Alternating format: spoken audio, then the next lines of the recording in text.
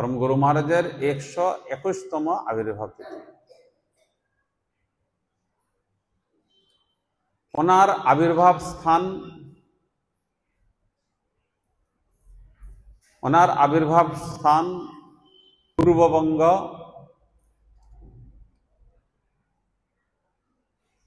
पूर्वबंग बर्तमान जाके बांग्लादेश बोली आमरा, तो पूर्वबंगेते फरिदपुर जिला एखन ग्रामेर नाम काज्जनपाड़ा।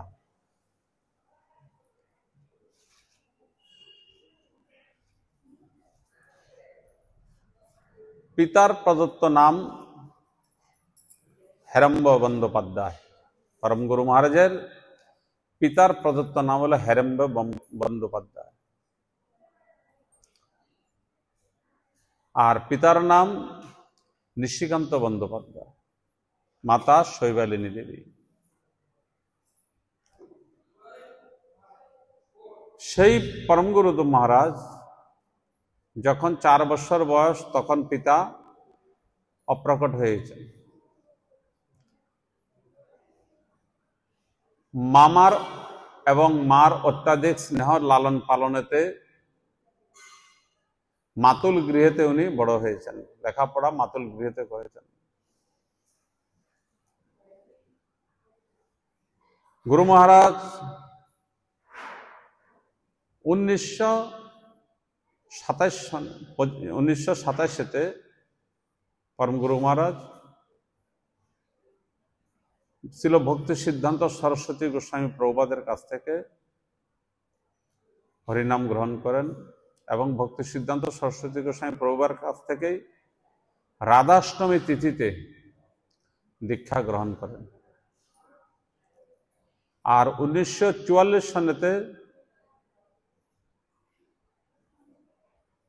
भक्ति गौरव বৈখানস মহারাজের কাছ থেকে উনি সন্ন্যাস গ্রহণ করেন 1944।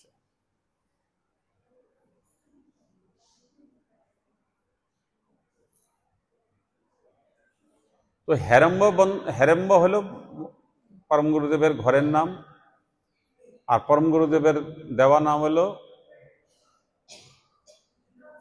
हयग्रीव दास ब्रह्मचारी।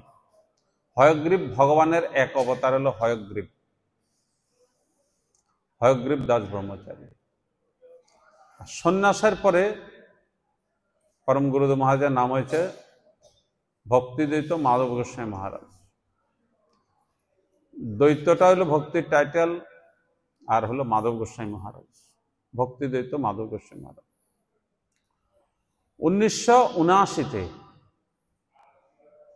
1979 कलकातार आमादेर हेड अफिसेते सेखाने परम गुरुदेव शरीर छाड़ेन। ताहले ओनार प्रकट लीला 1904 हलो आविर्भाव, प्रकट और अप्रकट हलो 1979, 74 बछर बयस।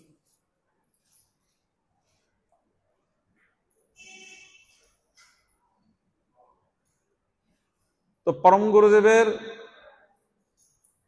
प्रभुपादेर सान्निध्य, भक्ति सिद्धांत सरस्वती गोस्वामी प्रभुपादेर सान्निध्य पेये उनी निष्ठार सहित मठेर ओनार हरिकथा बोलार गाम्भीर्यता एवं भगवानेर प्रति परम निष्ठा सेवा निष्ठा देखे प्रभुपाद ओनाके प्रचारेर दिके उत्साहित करेছেন। प्रचारे तो सेई समयते परम गुरुदेवेर आसाम प्रचार, प्रथम आसाम प्रचार शुरू है सर्वभोग आत्यासपुर। और ओनार प्रथम शिष्य हयेछेन सर्वभोगेते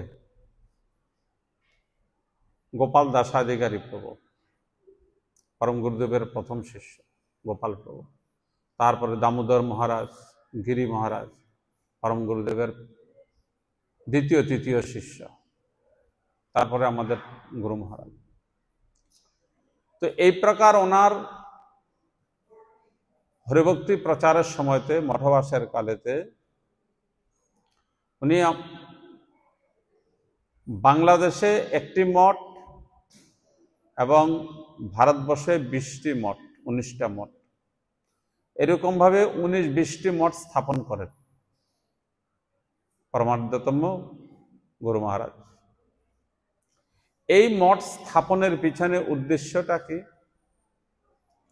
এই মঠ স্থাপনের পিছনে উদ্দেশ্য আপনারা এখন অনুভব করতে পারতেছেন। আসামেতে 4টি মঠ, গুয়াহাটি, গোয়ালপাড়া, তেজপুর, সরভোগ। এই মঠ স্থাপনের মাধ্যমেতে বহু শ্রদ্ধালু ভক্ত মঠে এসে ভগবত কথা শ্রবণ কীর্তনের সুবর্ণ সুযোগ পেয়েছেন এবং মঠের সান্নিধ্যতে, মঠের আনুগত্যতে, মঠের থেকে মন্ত্র দীক্ষা গ্রহণ করে শুদ্ধ ভক্তির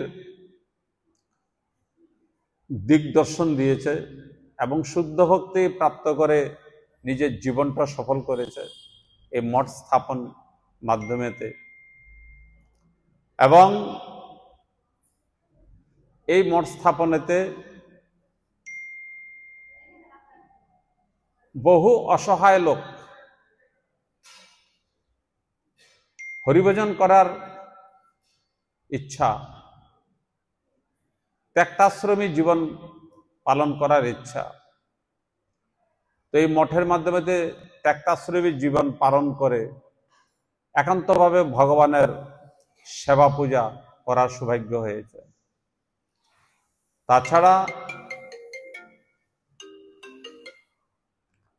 তাছাড়া এই মঠ লোককে আধ্যাত্মিক শিক্ষা, জগৎকে আধ্যাত্মিক শিক্ষা প্রদানের জন্য মঠ একটা বিশেষ ভক্তির অনুষ্ঠান কেন্দ্র, আধ্যাত্মিক শিক্ষা কেন্দ্র মঠ। জগতে যে স্কুল আছে, ইংলিশ মিডিয়ামই হোক চাই অ্যাসামিস মিডিয়াম হোক, বিভিন্ন মিডিয়াম, এই স্কুলের মাধ্যমেতে জড় জগতের জড় শিক্ষা, স্কুল কলেজ ইউনিভার্সিটির মাধ্যমেতে এই জড় জগতের জড় শিক্ষা প্রাপ্ত করে মানুষ জীবিকা অর্জনের রাস্তা বের করেছে জড় জগতের শিক্ষার মাধ্যমেতে। তুই যা সারেগামা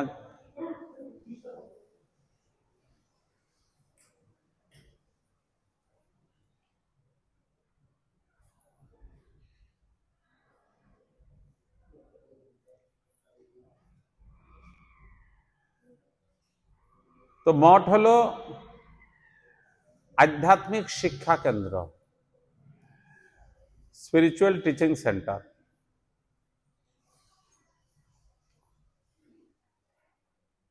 জড় জগতের শিক্ষা কেন্দ্র হল স্কুল, কলেজ, ইউনিভার্সিটি। এই দুই শিক্ষার মধ্যে অন্তরটা কি? জড় জগতের শিক্ষা এবং আধ্যাত্মিক জগতের শিক্ষা, এটা একটা শিক্ষা কেন্দ্র। স্কুল কলেজ একটা শিক্ষা কেন্দ্র। স্কুল কলেজ গভর্নমেন্ট তৈরি করে দিয়েছে। আমাদের মায়াপুরে স্কুল আছে প্রাইমারি সেকশন পর্যন্ত, মঠের ভিতরেতেই। পাঠানকোটও আছে ইংলিশ মিডিয়াম, আমাদের মঠেরই প্রাইমারি সেকশন পর্যন্ত, সেটাও স্কুল। আর এই আধ্যাত্মিক শিক্ষা কেন্দ্র মঠটাও স্কুল। কিন্তু সেখানের ছাত্র কচি কচি বাচ্চা, আর এখানকার ছাত্র বুড়া বুড়া বাচ্চা, আদা চুল পেকে গেছে, দাঁত পড়ে গেছে। এইখানকার ছাত্রগুলো হলো এরকম, কোচির থেকে শুরু করে দাঁত পড়া পর্যন্ত, এখানে বিভিন্ন ক্যাটাগরির ছাত্র। এখানকার শিক্ষাটা হলো আধ্যাত্মিক শিক্ষা, আর এখানকার শিক্ষাটা হলো আত্মকেন্দ্রিক শিক্ষা। আর সেখানটার শিক্ষাটা হলো জড় শিক্ষা, যে শিক্ষার মাধ্যমেতে উচ্চ শিক্ষিত হয়ে ধন উপার্জন, কিন্তু সেই শিক্ষার মাধ্যমেতে আত্মকল্যাণ এবং মানবতা সেই শিক্ষাতে নাই। আত্মকল্যাণ এবং মানবতা এবং চরিত্র গঠন আদি। কিন্তু এই আধ্যাত্মিক শিক্ষার মধ্যে মানবতার শিক্ষা এই আধ্যাত্মিক শিক্ষাতে, এবং আত্মকেন্দ্রিক কথা বলাতে বলা যায় যে আত্মার কল্যাণ।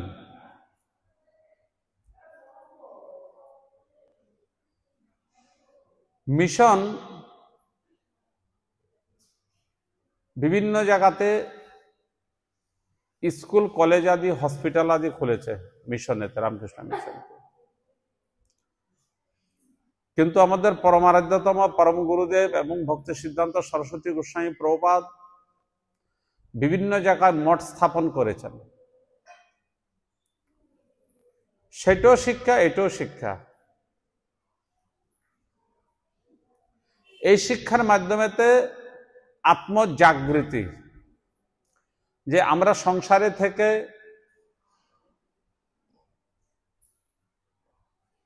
ধন উপার্জন আদি করে ইন্দ্রিয় ভোগের মাধ্যমেতে জীবনটা অতিবাহিত করি, আর এখানে শিক্ষার মাধ্যমেতে যে ইন্দ্রিয় ভোগ আদি করে অর্থ উপার্জন করে এরকম প্রকারে জীবন নির্বাহ করাটাই বলছে এটা মনুষ্যের কর্তব্য নয়। এটা মঠ মন্দিরের শিক্ষা। যেরকম ভগবান ঋষভদেব তার পুত্রগণকে শিক্ষা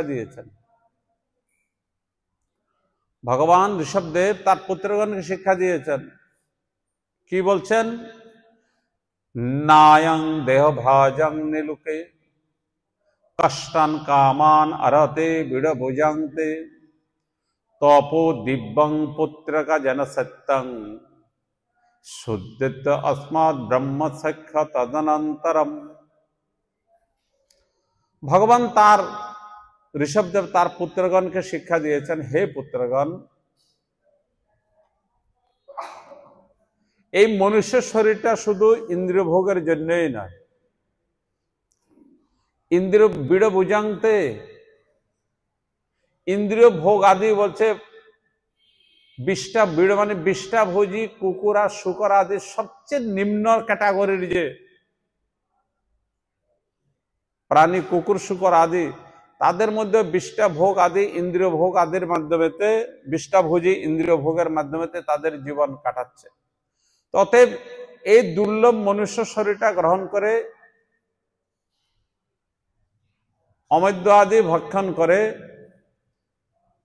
ইন্দ্রিয় ভোগের মাধ্যমেতে এই জীবনটা যাপন করাই এই মনুষ্য জীবনের কর্তব্য নয়। ভগবান ঋষভদেব বললেন, তপো দিব্যম শুদ্ধিত अस्मत् ব্রহ্ম সখ্য তদনন্তরম। বলছে এই দুর্লভ মনুষ্য শরীরটা পেয়ে দিব্য তপরূপী ধনকে অর্জন করো। ধনটা কিরকম? দিব্য ধন আর তপস্যারূপী ধন। তপস্যাটা মানুষের জীবনের বহুত বড় ধন। তপস্যা জীবনের বহুত বড় ধন, শাস্ত্রে বর্ণন করেছেন। কি প্রকার ধন তপস্যা?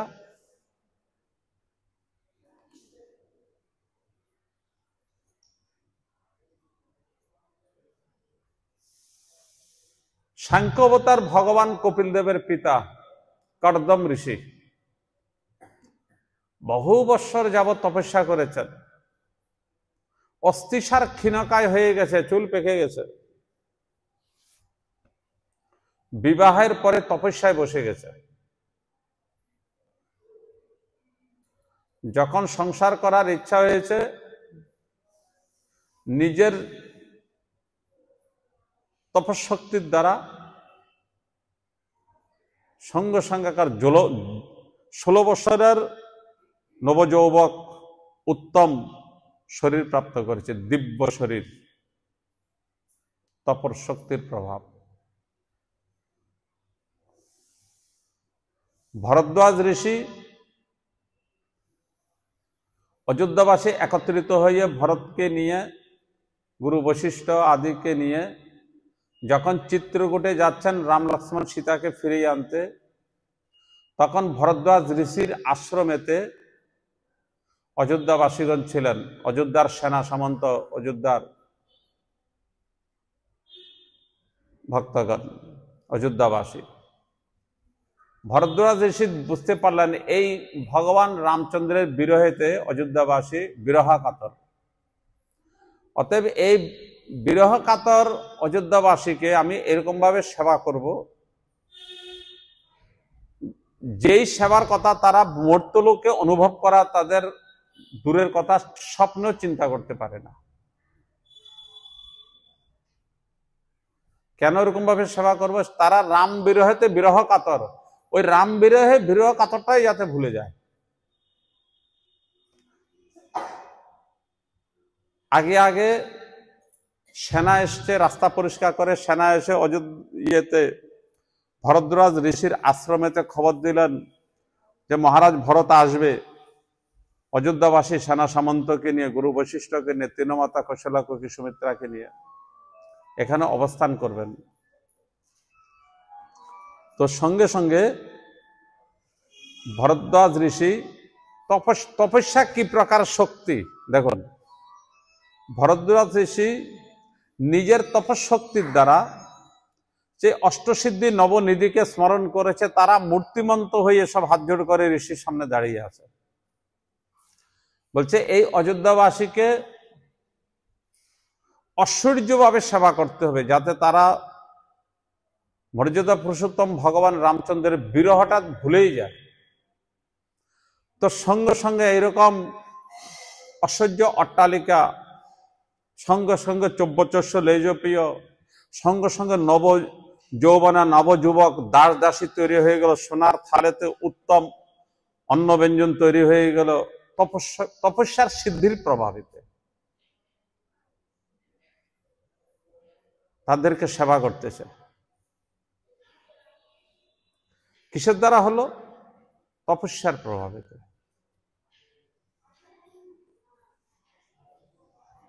তপস্যার প্রভাবেতে সে কর্দম ঋষি অপ্রাকৃত দিব্য বিমান উৎপন্ন করলো। মাতা দেবহূতিকে নিয়ে দীর্ঘ বছর যাবৎ সেই বিমানেতে বিহার করে ভোগ করেছেন। তপ প্রভাবের মাধ্যমে তো অপ্রাকৃত দিব্য বিমান, তার মধ্যে নদী সরোবর আদি, বাগ বাগিচা আদি উত্তম উত্তম থেকে উত্তম, যেই শাস্ত্রের মধ্যে বর্ণন করেছে, যেটা আমাদের মনুষ্যের চিন্তার অতীত ভোগ, ভোগ ঐশ্বর্য চিন্তার অতীত, সেই প্রকার ভোগ ঐশ্বর্য তৈরি হয়ে গেল সেই বিমানের মধ্যে। তো কিসের দ্বারা হলো? আমরা সাধারণ অতটুকু মন্দির বানাতে দিন রাত এক করে ৩-৪ বছর ধরে লেবার মিস্ত্রির সঙ্গে মাথা মারতে মারতে এতটুকু হয়েছে।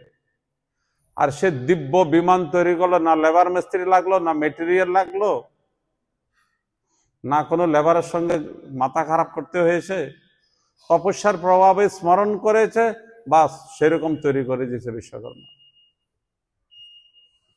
এই হলো তপস্যার প্রভাব। এখানে যেরকম তপস্যার প্রভাবে ঐশ্বর্য প্রদর্শন এবং তপস্যার প্রভাবেতে ভগবত প্রাপ্তি, এই জন্য ভগবান ঋষভদেব তার পুত্রগণকে বলছেন, হে পুত্রগণ, এই দুর্লভ এই মনুষ্য শরীরকে প্রাপ্ত করে ইন্দ্রিয় ভোগের দ্বারা, বিষয় ভোগের দ্বারা এই জীবনটাকে অতিবাহিত করাটাকে মনুষ্যের কর্তব্য নয়। কেননা দুর্লভ শরীরটা এই জন্য বলছে, পশু পাখি কীট পতঙ্গ স্থাবর জঙ্গম ৮০ লক্ষ যোনি ভ্রমণ করার পরে মনুষ্য শরীরটা পেয়েছে। অতএব সেই মনুষ্য শরীরটা ভগবত আরাধনার জন্য। এই প্রকারে ভগবান ঋষভদেব তার পুত্রগণকে শিক্ষা দিচ্ছেন। তদ্রূপ যত জায়গাতে আমাদের মঠ স্থাপন হয়েছে, বিভিন্ন মঠেতে বিভিন্ন মঠের মহারাজ এবং ভক্তগণ সেটাই শিক্ষা দিচ্ছে, জড়জগতের লোককে সেটাই শিক্ষা দিচ্ছে, যেই শিক্ষা ঋষভদেব দিয়েছেন সেই শিক্ষা আমাদের মহারাজগণ, আমাদের প্রভুরা, আমাদের ভক্তগণ সেটাই শিক্ষা দিচ্ছে। মনুষ্য জীবনের একমাত্র কর্তব্য কি? হরিভজন। শুধু নিজের চয়েস মতো বাড়িঘর বানাইলাম, নিজের চয়েস মতো কাপড় কানি কিনলাম, নিজের চয়েস মতো অলঙ্কার আদি পড়লাম, নিজের চয়েস মতো ইন্দ্রিয়ভোগের সাধন জোগাড় করলাম, বলে এটা বিচক্ষণতার পরিচয় নয়, বুদ্ধিমত্তার পরিচয় নয়। কেননা নিজের চয়েস মতো বাড়িঘর, নিজের চয়েস মতো অর্থ সম্পদ, নিজের চয়েস মতো কাপড় চোপড়, অর্থ সম্পদ, গয়না আদি যত তৈরি করবে, তো মৃত্যুর সময় সেটার মধ্যে আসক্তি থাকবে। আর আসক্তি থাকলে কি হবে? আবার সেখানে এসে সেটা ভোগ করার জন্য সেই ঘরে এসে জন্ম হবে। তো সেই আসক্তি বন্ধন থেকে, সংসার আসক্তি বন্ধন থেকে দূরীভূত হওয়ার জন্য এই আধ্যাত্মিক শিক্ষা, আর এই আধ্যাত্মিক শিক্ষা দেওয়ার জন্যই হলো এই মত। তাছাড়া শ্রীমন মহাপ্রভু সনাতন গোস্বামীকে দিয়ে নববিধ ভক্তির কথা শিক্ষা দিচ্ছেন, পঞ্চপ্রকার ভক্তির কথা শিক্ষা দিচ্ছেন। সাধুসঙ্গ, নাম কীর্তন, ভাগবত শ্রবণ, মথুরাবাস শ্রদ্ধার শ্রীমূর্তির সেবন। তাহলে এই মঠবাসীর মঠের আসার মাধ্যমেতে যারা মঠে আসতেছে, পুরা কার্তিক মাস এসছে এবং একাদশী আছে, কোনো ভক্ত ডেলি আসে, তাহলে মঠে আসার মাধ্যমে কি লাভ হচ্ছে? ওই যে মহাপ্রভু বলছেন সাধুসঙ্গ, তাহলে সাধুসঙ্গ হয়ে যাচ্ছে। সেই পঞ্চবিধ ভক্তির মধ্যে আছে নাম কীর্তন, তাহলে মঠে আসে নাম কীর্তন ভক্তিটাও উপলব্ধ হচ্ছে। এবং তার মধ্যে বলছে ভাগবত কথা শ্রবণ, তাহলে ভাগবত শ্রবণ এখানে হচ্ছে। শ্রীমূর্তির সেবন, শ্রীমূর্তির সেবা হচ্ছে। যারা ভক্তরা আসে নিজেদের যত সাধ্য ফলমূল আদি ভগবানের জন্য নিয়ে আসে, মূর্তি সেবা হয়ে গেল ফলমূলের, যারা শ্রদ্ধার মাধ্যমেতে আনে, তাহলে মূর্তির সেবা হয়ে গেল। মথুরাবাস, ধামবাস, এখানে 2-4 ঘন্টা এসে হরিকথা শ্রবণ করলো, এখানে বাস হলো কিনা 2-4 ঘন্টা। বা যাদের দূরে বাড়ি, কথা শোনার জন্য উৎসবাদিতে 2 রাত্রি 1 রাত্রি থেকে তারা মঠবাস, মানে ধামবাসের সমান ফল হলো। কারণ যেখানে বাস করে হরিকীর্তন, ভগবত শ্রবণ এবং ভগবত কথা স্মরণ হয়, তাকেই বলছে ধামবাস। আমাদের গুরু মহারাজ বলতেন, ভাটিন্ডাতে মঠ প্রতিষ্ঠার সময়তে আমি ছিলাম, তো গুরু মহারাজ সেখানে বলেছিলেন, বিভিন্ন জায়গায় বলে, কিন্তু সেখানকার কথা আমার মনে আছে, যে এই মঠ স্থাপন হয়ে গেল, এখন এই ভাটিন্ডার অংশ নয়, এটা বৈকুণ্ঠের অংশ হয়ে গেল এই মঠ। কেননা তপস্যা করে ভগবত ধাম প্রাপ্ত করে, ভগবানকে নিত্য দর্শন, নিত্য সঙ্গ প্রাপ্ত করে। তো এইখানে ভক্তরা আসলে এখানে ভগবানের নিত্য কথা শ্রবণ, নিত্য দর্শন, নিত্য পরিক্রমা, নিত্য ভগবত সঙ্গ প্রাপ্তি, ভগবত ভক্তির সম্পূর্ণ ক্রিয়া, সম্পূর্ণ অনুভূতি মঠের মাধ্যমেতে হয়।